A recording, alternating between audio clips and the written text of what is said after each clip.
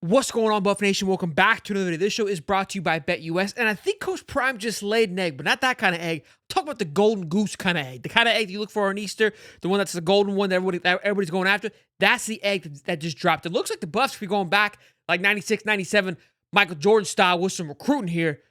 I don't know. We talked about it yesterday. We kind of gave you the 411 what was happening, and then in the presser today, like I said, an egg was laid. So before we get into any of egg laying of sort, we gotta roll the intro. I flushed my kids down in the club. You know what I'm saying? Every single time just fires me up. Ladies and gents, good to see you. We talked about this young man yesterday, Antonio Brown Jr., committee. 4-star safety, top recruit, top 300 recruit, I believe, in the country. Big time stuff. We also had a crystal ball. Let me get to the ticker here. A crystal ball. A fog bomb. Thought this was going to hit first. A flip. Antonio flip from Penn State. Penn State is in shambles. I can confirm from being involved with this for quite some time that Penn State gets buck nasty about their recruits. It's unreal. Kudos to them for being committed to the game, but you got to remember these are 18-year-old kids. Let's simmer down. But it's college football, so comes the territory. Anywho, Byron Bardwell, 4-star safety, top 150 recruit in the country. Massive pickup. But Buffs are going to pick this up.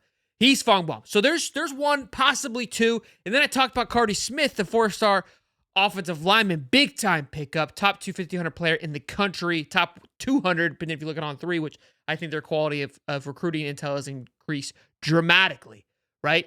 So that's 1, 2, and this will be the 3. So, Sean, why are you reiterating everything we just went over yesterday? Well, that's a great question. And for that, we pass it to Coach Prime. We get a commitment yesterday. Just overall, how do you feel like this 2025 class is coming along? I thought we got 3. One that was announced. Okay, my bad. Whoop! Okay, whoop! Whoop! So, could Cardi Smith? I mean, look, the Fong Bomb kind of gives you the lock that was going to be the second one, right? But the third one, that's what we were looking at. I said this yesterday. The reason why Cardi Smith is so big because Cardi Smith locks and loads. Juju Smith, you got to be looking over there like, oh. Or, excuse me, Julian Lewis. You're looking like, hey, it's looking pretty good over here. Hey, I ain't hard to find. You know what I'm saying? So we'll see how this plays out. Now, we did speak to this yesterday where I said, look, I would like to see the Buffs finish with 15 recruits. And I'm going to break this down a little bit because Coach Prime, we're going to play his clip where he addresses this as well, about just how everyone kind of criticizes them for going to the portal and things like that. But you have to take a look at Colorado's history in recruiting.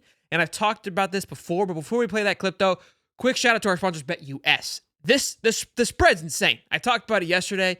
It's still 14. I can't believe it that UCF is favored by 14, headed to Florida. We've got a show later on coming out tonight because they've got a big hurricane about to hit here in Florida. I am in Florida, and it looks pretty atrocious. So they've had to adjust their entire travel schedule in regards to this hurricane. So if you go to betus.com and use the code U2150, you get back 150% on your first 2 deposits and $125 on your third, up to $2,000. This plus 14, it's crazy. I think it's a lot. 2 tutties.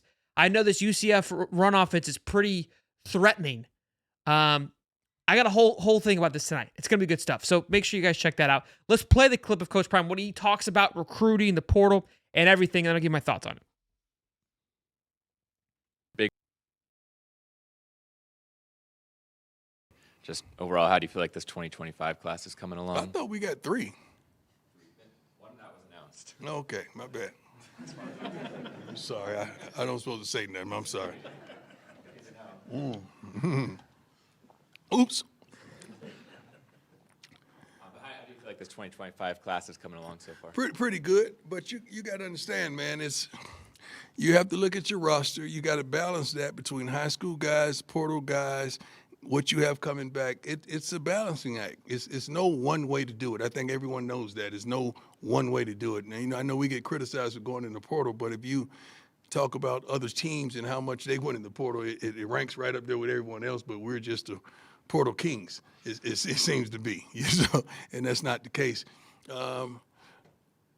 We have few freshmen playing and doing a phenomenal job right now. I think I gave you a statistic one week of how many freshmen we played last year, even freshman walk-ons.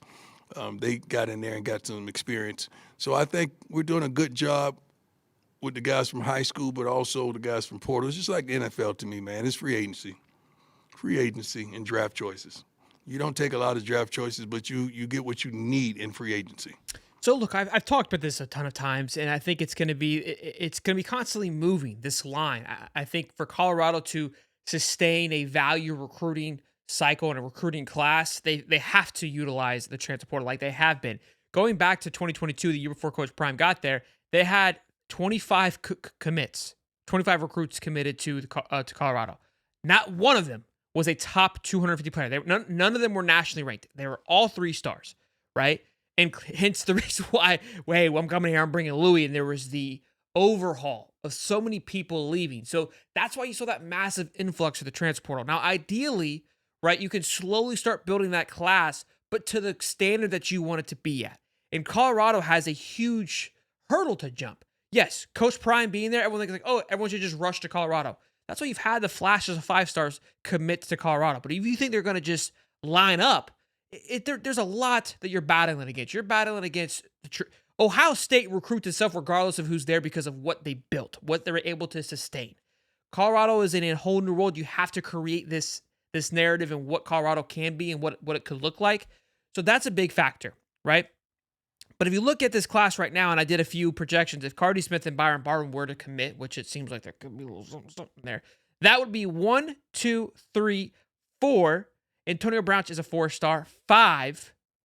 1, 2, 3, 4, 5. 6 is Antonio Brown. They have him as a 3-star and 2-for-7, but obviously on 3 has him as 4-star.